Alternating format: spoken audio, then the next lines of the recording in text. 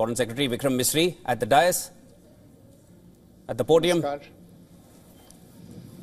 इस ब्रीफिंग में शामिल होने के लिए आप सभी का धन्यवाद। जैसा कि आप सभी जानते हैं, 22 अप्रैल 2025 को लश्कर तैयबा से संबंधित पाकिस्तानी और पाकिस्तान प्रशिक्षित आतंकवादियों ने भारत में जम्मू और कश्मीर के पहलगाम में भारतीय पर्यटकों पर बर्बरतापूर्ण हमला किया। 25 भारतीयों और एक नेपाली नागरिक को कायरतापूर्ण मौत के घाट उतार दिया गया। मुंबई के 26 नवंबर 2008 के हमलों के बाद यह भारत में हुई किसी आतंकवादी हमले में मारे गए आम नागरिकों की संख्या की दृष्टि से सबसे गंभीर घटना है। पहलगाम का हमला अत्यधिक बर्बरतापूर्ण था, जिसमें वहां मौजूद लोगों को करीब से और उनके परिवारों के सामने सिर पर गोली मारी गई। हत्या के इस तरीके से परिवार के सदस्यों को जानबूझकर आघात पहुंचाया गया। साथ ही उन्हें यह नसीहत भी दी गई कि वे वापस जाकर इस संदेश को पहुंचा दें। यह हमला स्पष्ट रूप से जम्मू और कश्मीर में बहाल हो रही सामान्य स्थिति को बाधित करने के उद्देश्य से किया गया था। चूंकि पर्यटन फिर से अर्थव्यवस्था का मुख्य आधार बन रहा था, इस हमले का मुख्य उद्देश्य इसे प्रतिकूल रूप से प्रभावित करना था। पिछले वर्ष आप सभी जानते हैं, 2.25 करोड़ से अधिक पर्यटक कश्मीर आए थे। इस हमले का मुख्य उद्देश्य इसलिए संभवतः यह था कि इस संघ राज्य क्षेत्र में विकास और प्रगति को नुकसान पहुंचाकर इसे पिछड़ा बनाए रखा जाए और पाकिस्तान से लगातार होने वाले सीमा पार आतंकवाद के लिए उपजाऊ जमीन बनाने में सहायता की जाए। हमले का यह तरीका जम्मू और कश्मीर और शेष राष्ट्र दोनों में सांप्रदायिक दंगे भड़काने के उद्देश्य से भी प्रेरित था। इसका श्रेय सरकार और भारत के सभी नागरिकों को दिया जाना चाहिए कि इन प्रयासों को विफल कर दिया गया। एक समूह ने खुद को रेजिस्टेंस फ्रंट TRF कहते हुए इस हमले की जिम्मेदारी ली है। यह समूह संयुक्त राष्ट्र द्वारा प्रतिबंधित पाकिस्तानी आतंकवादी समूह लश्कर तैयबा से जुड़ा हुआ है।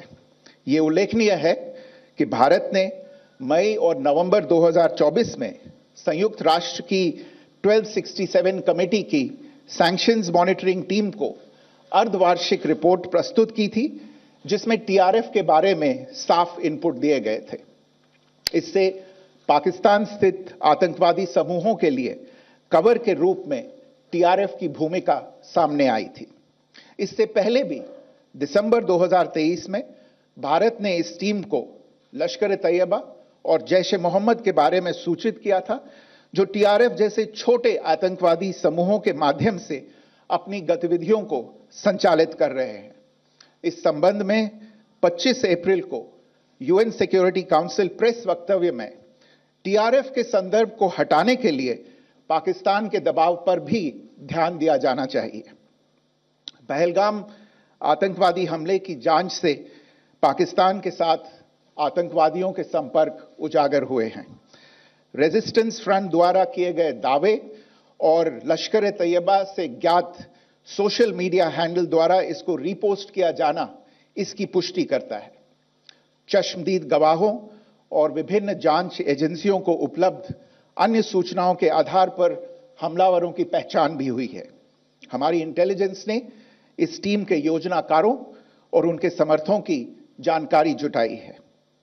इस हमले की रूपरेखा भारत में सीमा पार आतंकवाद को अंजाम देने के पाकिस्तान के लंबे ट्रैक रिकॉर्ड से भी जुड़ी हुई है, जिसके लिखित और स्पष्ट दस्तावेज उपलब्ध हैं।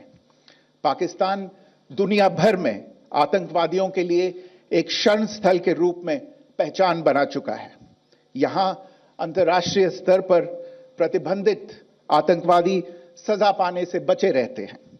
इसके अलावा पाकिस्तान ने इस मुद्दे पर विश्व और फाइनेंशियल एक्शन टास्क फोर्स जैसे अंतर्राष्ट्रीय मंचों को जानबूझकर गुमराह करने के लिए भी जाना जाता है। साजिद मीर का मामला जिसमें इस आतंकवादी को पाकिस्तान ने मृत घोषित कर दिया था और फिर अंतर्राष्ट्रीय दबाव के परिणाम स्वरूप वो जीवित पाया गया, इसका सबसे स्पष्ट उदाहरण है। यह स्वाभाविक है कि पहलगाम में हुए इस हमले से जम्मू और कश्मीर के साथ साथ भारत के अन्य भागों में भी आक्रोश देखा गया। हमलों के बाद भारत सरकार ने स्वाभाविक रूप से पाकिस्तान के साथ संबंधों को लेकर कुछ कदम उठाए। आप सभी उन निर्णयों से अवगत हैं जिसकी घोषणा 23 अप्रैल को की गई थी। तथापि यह आवश्यक समझा गया कि 22 अप्रैल के हमले के अपराधियों और उनके योजनाकारों को न्याय के कटघरे में लाया जाए। हमलों के एक पखवाड़े के बाद भी पाकिस्तान द्वारा अपने क्षेत्र या अपने नियंत्रण वाले क्षेत्रों में आतंकवादियों की इंफ्रास्ट्रक्चर के विरुद्ध कार्रवाई करने के लिए कोई स्पष्ट कदम नहीं उठाया गया है। उल्टे वो इनकार करने और आरोप लगाने में ही लिप्त रहा है। पाकिस्तान आधारित आतंकवादी मॉड्यूल्स पर हमारी खुफिया निगरानी ने संकेत दिया है कि भारत के विरुद्ध आगे भी हमले हो सकते हैं। अतः इनको रोकना और इनसे निपटना दोनों को बेहद आवश्यक समझा गया। आज सुबह, जैसा कि आपको ज्ञात होगा, भारत ने इस तरह के सीमा पार हमलों का जवाब देने और उन्हें रोकने तथा उनका प्रतिरोध करने के अपने अधिकार का प्रयोग किया है।